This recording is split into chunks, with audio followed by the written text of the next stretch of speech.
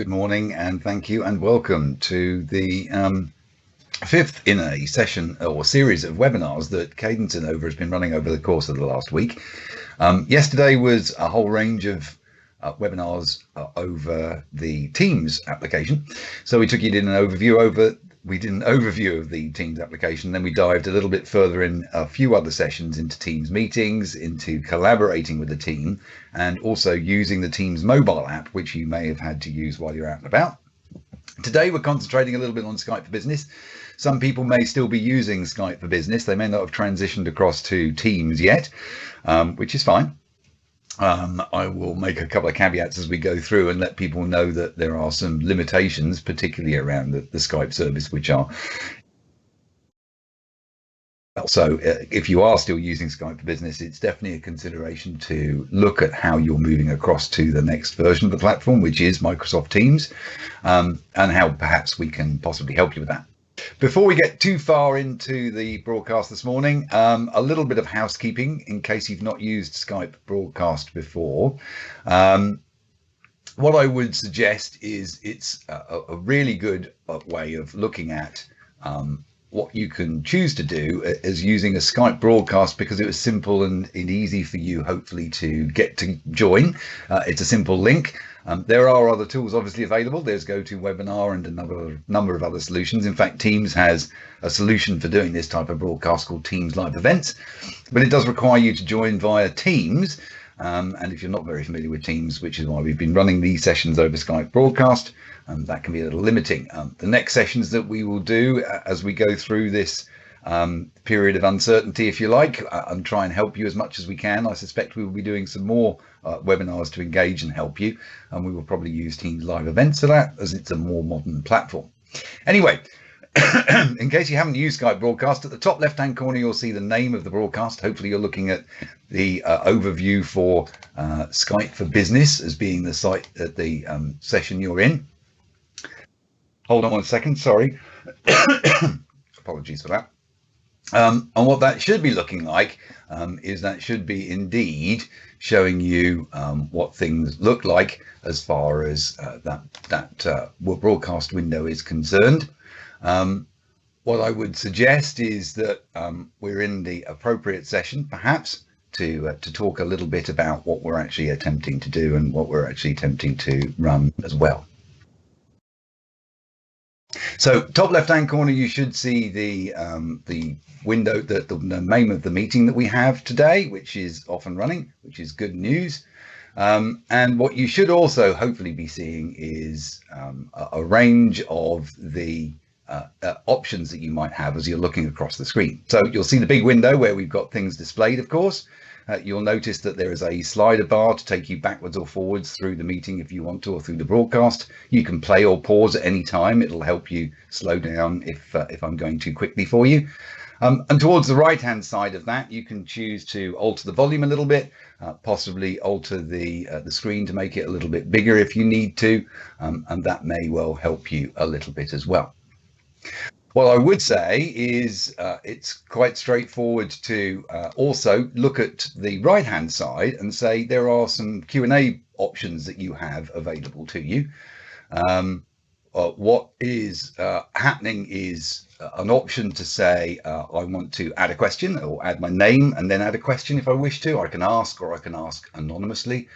Those two options are available, and I can also choose to, if I want, if that question becomes a really popular question, we can publish and broadcast that question and answer so that everyone can see it and they can choose to like it as well if they want to. Just in the top right hand corner, kind of in the middle, is where you'll see a support link that takes you through to Skype for Business support, and just next to that is a link through to our website. If you do have any questions, please do go through to the website and have a look at it, and contact us if you need to discuss anything. Perhaps, as I say, you're transitioning from Skype for Business to Teams and you may need some assistance with that. Just next to that website link, you'll see a couple of arrows pointing to the right. That will push the Q&A window out of the way. So if you need to have a little bit more space on your screen, you can do that if you wish. Right, so let's see why what Skype for Business is all about. Let's go and have a look at it and let's get started. I'm going to be doing this mainly as a live session, so I'm going to switch across to my PC over here. Hopefully you can see what's going on there. Let me just make sure that the slides are appearing and your screen is appearing the way you're expecting to see it. Hopefully you can see that okay. I'm going to carry on. One of the things that's always a bit of a challenge with broadcast is you don't know whether people can see what's in that broadcast or not, which always can be a little bit of a challenge. But I'm going to rest assured that things are doing as they should do and hope for the best. So let's have a look at the Skype for Business window then. So Skype shows you, it's a much simpler interface. If you have been using a little bit of Teams, perhaps you'll find Skype is a much simpler interface. You may well see some other options in Skype across the top here, depending on your organization. So this is a demonstration organization which doesn't have calling features to it, but you may, for example, see a little telephone or a number pad icon here across the top, which is where the various different parts of Skype appear. And in there, you'll find that you'll be able to potentially make and receive internal and external calls. That, as I say, depends on your organization and depends on whether it's enabled for that or not. So the three pieces across the top here really are quite simply your history, so you can see what's been going on as far as either calls or chats or anything else may be concerned. You can see meetings, which allows you to go and meet now if you want to, or any of the meetings that we schedule would then appear in your list here. It's the same calendar as Outlook, so it should be synchronized to your Outlook calendar, and you'll then be able to see the meetings you've been invited to, and you can join them at any time. That first option here, of course, is all about contacts, and this is where you can start to find somebody and then start to have a chat with them. So before I go into kind of starting to look at some of the options and things where you're actually using Skype, a couple of options that are useful to look at. One is what's happening today across the top here. You can type into that and put a little status about what you're doing, presenting webinars, for example, and that will then let people know that what you're doing today and what you're active on today is presenting webinars, and it might give them a little bit more information that might be more helpful. What you will also see is that you can choose to set your status just underneath there. So normally that status is automatic. So if you're in a meeting, for example, it will change to being in a meeting. If you have time booked out in your calendar as an appointment that's busy, that would then show you up as busy. You might want to set yourself to a different status. So for do not disturb, for example, so that people don't keep sending you Skype messages. Or off work, maybe another option. If you're on holiday, for example, that's a good option to choose. If you need to reset it so that it becomes automatic again, then you can click reset status and it'll put you back to the way that works. Underneath that, you can choose to set your location. Really and truly, this doesn't necessarily have much effect in Skype, other than it allows you to potentially say, I'm working from home or I'm working for an office. So you can type in your details for your location there if you want to. And then other people, if they're inside your organization or you've allowed them to, will then be able to see where it is that you are actually based today, which may well help a little bit. So those are some of the options in here. You'll notice that I haven't got a photo, for example. You may want to add yourself a photo. That would then apply to all of Office 365. There aren't really too many options in this optional menu, if you like. You could choose to show the menu bar, which gives you these file, meet now, tools and help options across the top here. Some people like to work that way. The file option simply allows you to sign in as somebody else, review any files that may have been sent to you, change your status, for example, or potentially look at what's been happening in your conversation history. I might touch on that in a little while. From a tools point of view, you can always make sure that Skype sits on top of every window that you've got, which you might want to do if you're actively using it.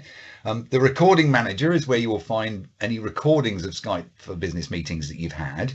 So if you have a meeting and you choose to record it, typically that records directly onto your PC. It doesn't record in the cloud. And then you can choose to share that using SharePoint or do. But the recording manager processes those recordings as they take place on your PC, and you would need to go there potentially to play and publish any recordings of any meetings that you already made. Audio device settings can be useful in video device settings. I'm just going to quickly look at that. At the moment, I'm just using the internal PC microphone and speakers. I would suggest that the PC microphone and speakers aren't the best. If you can use a Microsoft certified headset or speaker box, the Plantronics Blackwire series have a certified for Microsoft option to them. The Jabra Engage and Evolve series are also a good set of solutions. But you'll notice that I can change that if I had another option there, or if I had something else plugged into my computer, I could choose to do that. This ringer option applies particularly, for people who are using the calling option in Skype. It allows you to change the volume of the ringer, and also allows you to not only ring perhaps if you've got a headset connected, but I could choose to have a secondary ringer to also ring out through the computer as well. I was looking at that kind of quick shortcut menu. I'll get back to that for you. So that was just clicking this little drop down arrow, choosing tools and audio device settings. Same sort of thing I can do in video device settings. If I want to change my webcam that's connected, I can choose to do that if I want to. And in dial-in conferencing settings, there won't be very much on that in my particular case, because I don't have the dial-in option for this particular Skype session. But if you have the appropriate license, again, it's a different license for allowing you to have dial-in or dial-out access. In case people need to use a phone for your meeting, that would then be where those options you would see, and you would see what your dial-in number is, etc., etc. Options gives you the full list of options in case there are things that you may want to change. I'm not going to go through very many of these actually, because we're a bit short of time.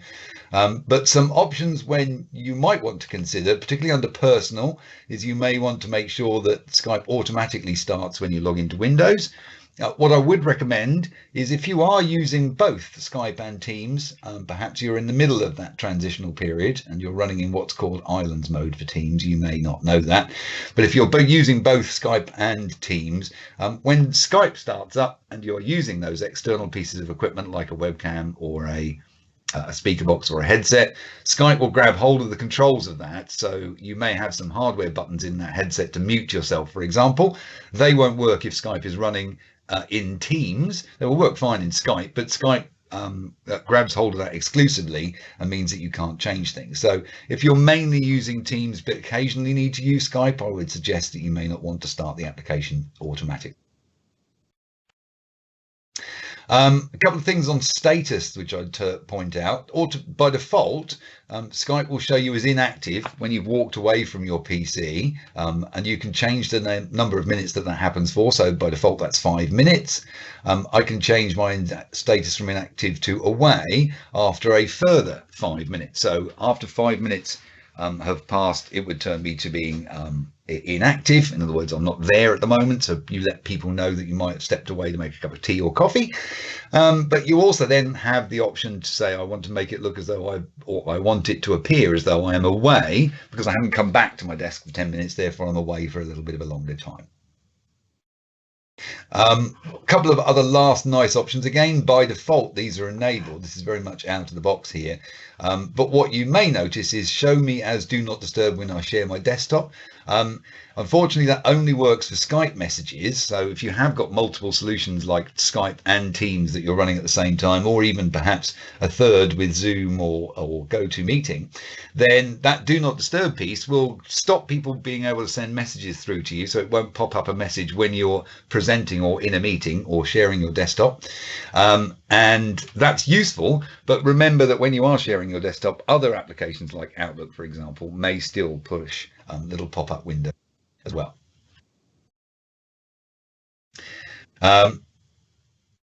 What we can look at is a couple of other options that you might want to change.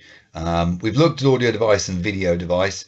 One of the things around alerts might help you a little bit. The little bit of toast that pops up from Skype will pop up in the bottom right hand corner. You can choose to change which corner that appears in, and you have some options on the alerting side of things that you might want to change as well. So you can help make that change to put the pop-up window where it's most or least obtrusive to you. That might help a little bit as well. So those are some of the options that you might want to consider trying. Just coming down from those applications, if you like, or the different features of Skype, you'll notice I've got this banner across the top here which says Skype for Business will be upgraded to, in actual fact, it's trying to tell me, Microsoft Teams. And I could choose to try it, which will open up Teams. And this again depends on your organization. If you are, again, in the middle of a move between Skype for Business and Teams, for example, your IT department may have enabled this to remind you that Teams is available and something you can use.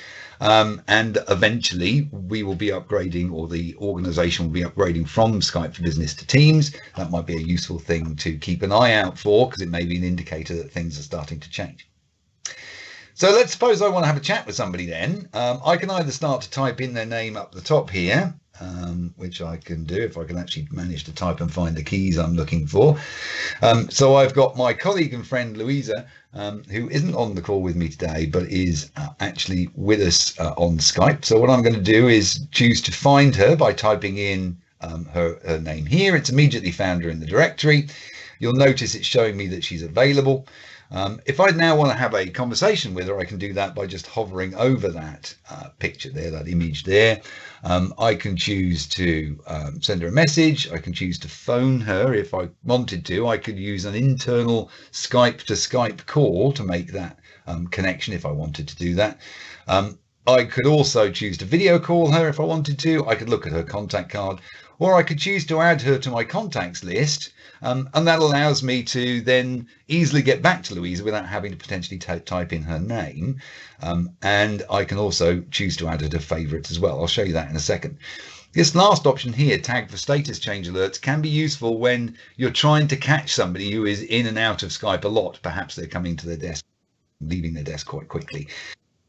Tagging for status change alerts will then pop up a little pop-up window in the bottom right hand corner, and that will tell you each time that her status changes, and if so, if she changes from busy to available, for example, it will immediately pop up and say Louisa is now available, and I know that I can now go and have a conversation with her. I'm just going to add it to my contacts list. I've got other contacts. I could choose to create a new group in here if I wanted to. If I wanted to create a new group, for example, because I want to keep all of my team together. It's not a huge collaboration tool like Teams. It doesn't allow you to do much apart from the fact that it makes it easier to find people. But it also means that you can, if you wanted to, start a conversation up with a group in its entirety if you want to. I can add a contact that's in my organization, and I can add a contact that's not in my organization. So Skype for Business will allow you to connect to anybody who's using Skype Personal. Depends a little bit on your organization. They may have blocked this option or this, and it may be something that is available to you. But typically by default, you can contact and see Skype Personal users. So anyone who's using Skype, you can contact them that way.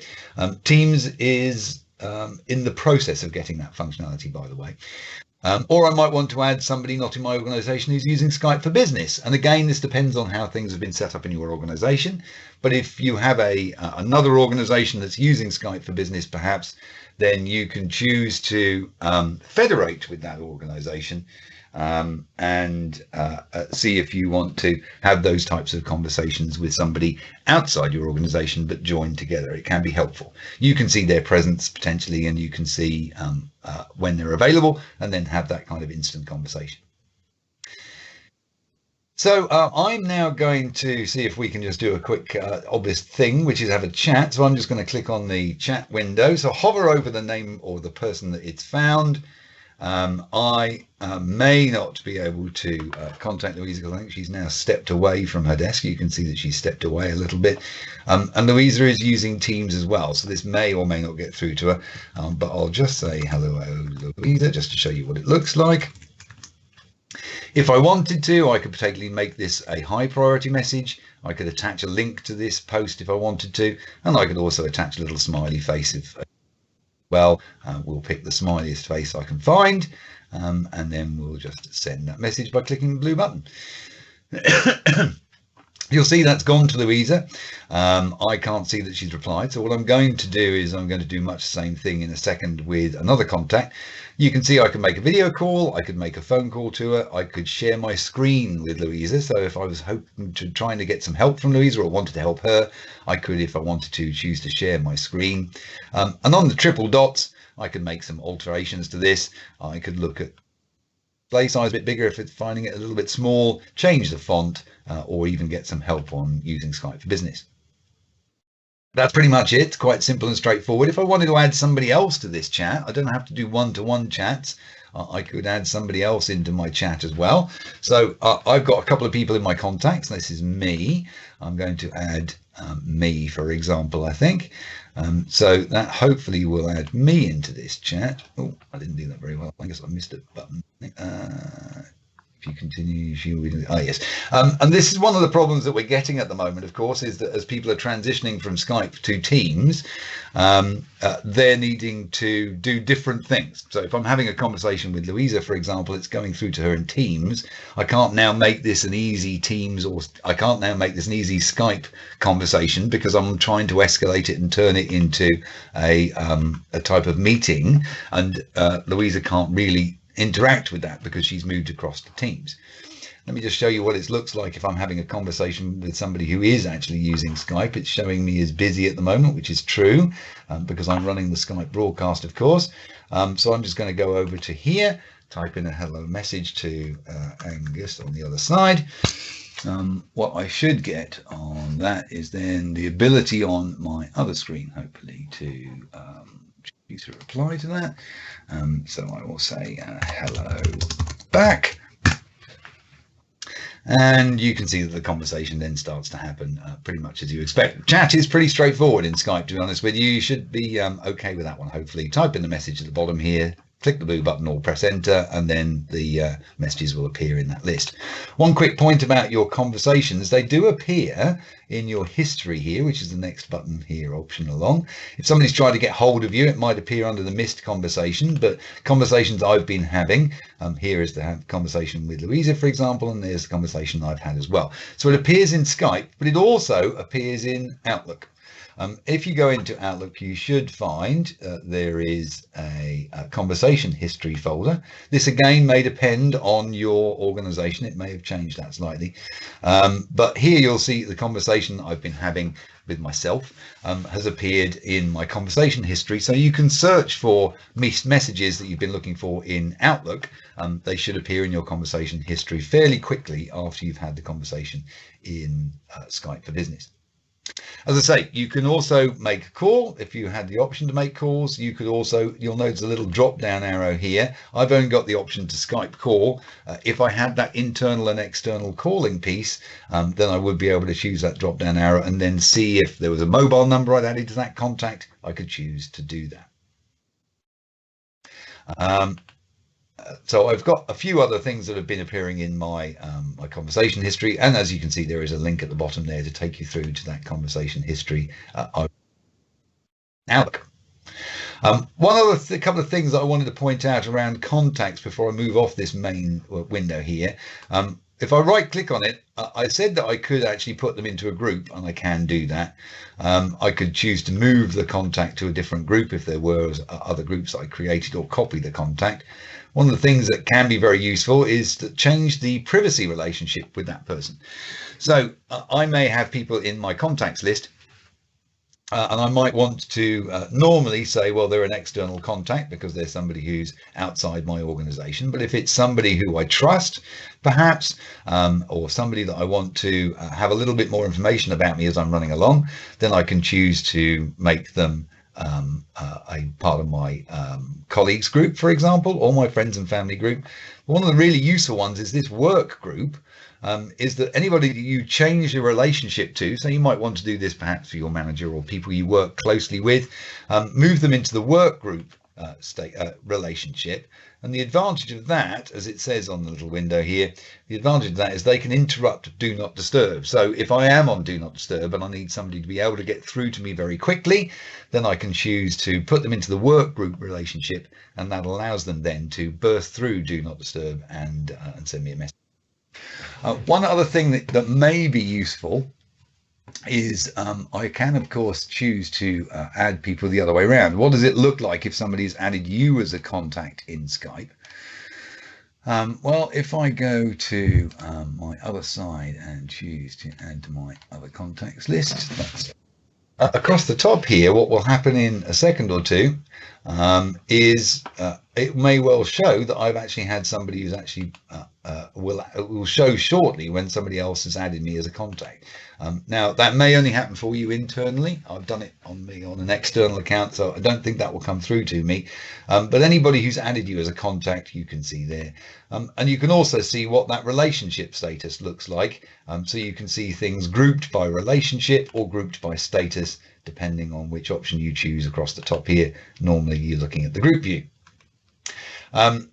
From a meetings point of view, what I'm going to do is show you the Meet Now option. We have another session that we've got planned this afternoon, which I'd be delighted for you to join. You can join that, and that's discussing, looking specifically at meetings in Skype. What we'll be looking at is how you create them in Outlook or in Skype itself, of course, and what they look like. But I'm just going to quickly show you, if you need to get up to speed very quickly, I'm going to do what's known as a Meet Now, which is kind of like an instant meeting. I can choose various different options here. I could choose to have the solution potentially call me back if I have those options. I can choose not to join audio, which is a really important option to choose if you're already in a meeting with somebody side by side. In those old days when we used to sit side by side in other people in meeting rooms, then you may want to stop echo appearing when you join the meeting, so you may need to join it without audio. But what we're going to do is we're going to just go and do a normal standard Skype for Business meeting. It's only going to be with me, which is fine. Hopefully that'll be able to run that up, which it has. What that allows me to do, of course, is allows me to add other people to the meeting if I wanted to, so I could choose to do that. But the main thing I wanted to draw your attention to is what the window looks like when you're in a meeting. Other people will appear in this window here. You can choose a couple of options while you're here. One thing you may want to do is you might want to start doing some desktop sharing, for example. So if I wanted to share my desktop, I could choose the share my desktop option. I'm going to be going through these other options and other pieces in the meeting window in that second webinar later on today, about 1:30 if I remember correctly. So it'd be delightful for you to have you there. But this is what the window looks like when you join a meeting. It's quite straightforward. Any content that's being shared would appear in the middle. Obviously, I haven't got anyone else in the call at the moment. And of course, there are some options around that meeting piece that, as I say, I'll talk about a little later on. But essentially, it's quite straightforward to join the meeting. If I wanted to turn my video on, I could choose to do that and use my webcam. If I want to mute myself, I can choose the mute option. Or if I want to hang up from the call, but doesn't take me out of the call, I can still see what's being shared. That's what that red hang up button does. If I want to completely leave the call, then I can do that. I can just close this window. But if I'm the organizer of a call and I want to make sure that everyone's gone from the meeting, I may want to click the triple dots and choose end meeting, which will throw everybody out of the meeting and make sure that the meeting is closed. It's a bit like shutting the door on a meeting room. Quite an important one is end meeting. I'm going to choose end meeting. It'll remind me that that's going to end the meeting for everyone. I'm going to just say OK, and we're back to the main window that we're at. Now we're running close to the end of time, so what I would like to do is just see if anyone has been asking any questions through the Q&A window. Where are we? Overview of Skype for Business. Nobody appears to have asked any questions, which is fine. If you do have any questions, that Q&A window will stay available all the way through the day. If you need to do that, that's just fine. Let's pop back through to here and just say thank you very much for joining. It's been a very brief session. There isn't very much to Skype for Business, and I'm hoping that a lot of people have got the hang of using Skype already, and this is very much kind of a refresher session. Hope it's helped a little bit. Thank you very much for joining. I really appreciate it. And if there is anything else we can do, please do get in touch. As I said, click on the Cadence Innova website at the top right hand corner and contact us that way, or by all means put in a question through the Q&A window. For that, it now remains for me to say thank you very much. I appreciate you joining. Please join the Skype meetings option later on if you wish. You should find that in your in the list of webinars that we had available.